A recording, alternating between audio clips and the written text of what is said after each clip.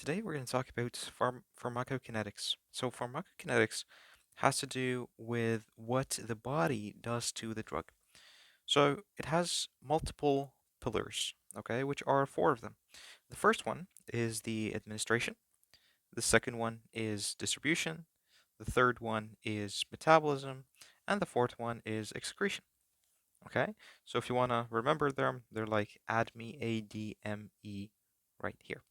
Okay, so let's start with the administration, right? So you want to give a drug to a patient. There are different ways that you can do so. You can do so enteral, something like through the mouth or under the tongue. You can give it tropical, so like in the skin, and you can give them parenteral, which is intravenously. Okay, and so that would have different something called bioavailability.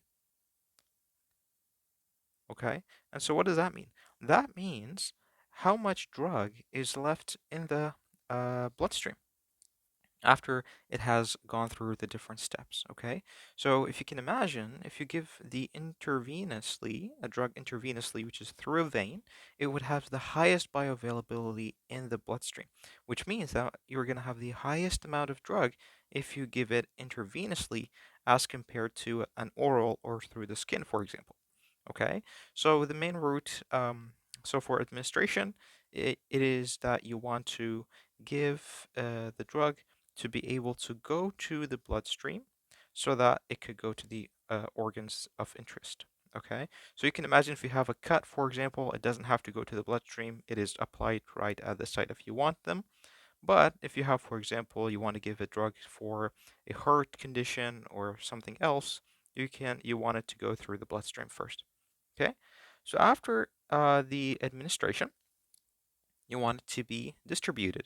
Okay, so the administration part helped us to go from outside the body into the bloodstream, and then now the distribution, we want it to go from the bloodstream to the tissue of interest. Okay, and so that is very important. And the important part is that the drug has to be able to pass through all the membranes to get to the tissue. So it's important that the drug be unionized. Okay, so for example, a weak acid drug would work best in acidic conditions, and a weak base drug would work best in basic conditions. Okay, so that we doesn't get ionized. Also, we need it to be small so that it could pass through. And so these, and also nonpolar, okay? And so these things would make it lipid soluble. And so once it is lipid soluble, then it can pass through the organs. Now, if you can imagine, the drug binds to a receptor. And so what is a receptor is that if you have a membrane, okay, and then there is a receptor that is on that membrane. And so what happens is that the drug would come in and bind to the receptor. And once it binds to the receptor, then you would have activation. Okay, and then it would tell the body what to do. However, this receptor could be found in multiple organs that you do not want to target. Okay, so for example, if you wanted to target the heart, but the heart has the same receptors as, for example, the um, the intestine, or the intestine has a receptor that's similar to the kidneys, then you might have activation of the kidneys and the intestine. Okay, so that's important to keep in mind that sometimes when you give the drug, it might also have different effects on different organs because those organs have the same receptor for the drug to bind into. Okay, so now after the drug has went to the organ, done its effect, and then we're good with that, then we have to metabolize it to get it out of the body. Okay, so what is that called? That's called metabolism or biotransformation. It's the same word interchangeably, and that predominantly happens in the liver. Although some drugs are metabolized in the kidneys and other things, but predominantly happens in the liver. Okay, and there are two mechanisms by which that happens. So there's a phase one reaction and there's a phase two reaction. In a phase one reaction, what you do is that you remove or you unmask a functional group.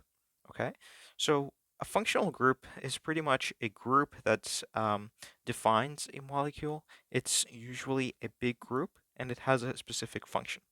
So what you want to do is that you want to remove that functional group to make the molecule small so that it can pass through faster. So that's in the phase one reaction. Okay, so that happens with the CYP450 family. Okay, and the most ones that we use are the CP1 3A4. Okay, so that is the enzyme that we use to break um, a lot of the drugs that we take, and it is part of the CYP450 family. And what they do is that they do a phase one reaction. Okay, now into onto phase two. So what do we do in phase two? In phase two, what we do is that we add a water soluble group. That's very important. So a water-soluble group is a group that can be excreted really quickly through the kidneys, right? And so one example is that we add sulfate.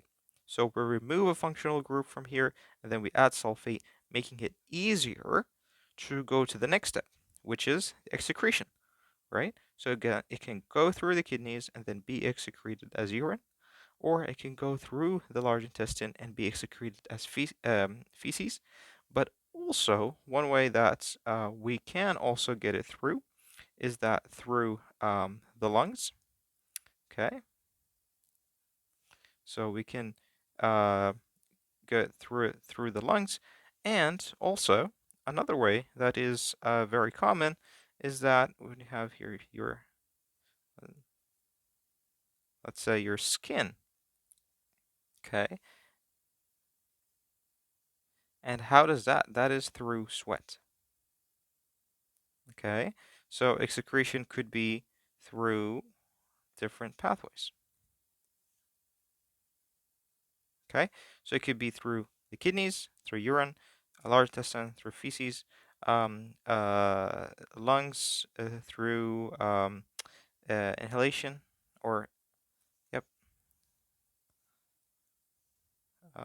okay, air, and then you have sweat. So these are the different forms of excretion.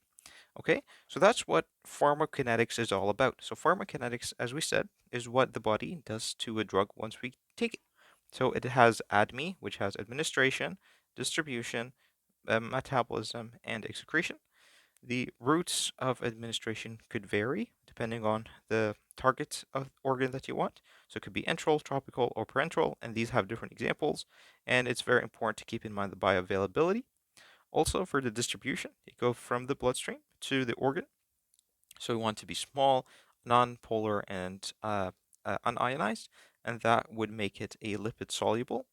And so that it could go to the organ of interest, but also keep in mind that other organs could be activated due to them having the same receptor.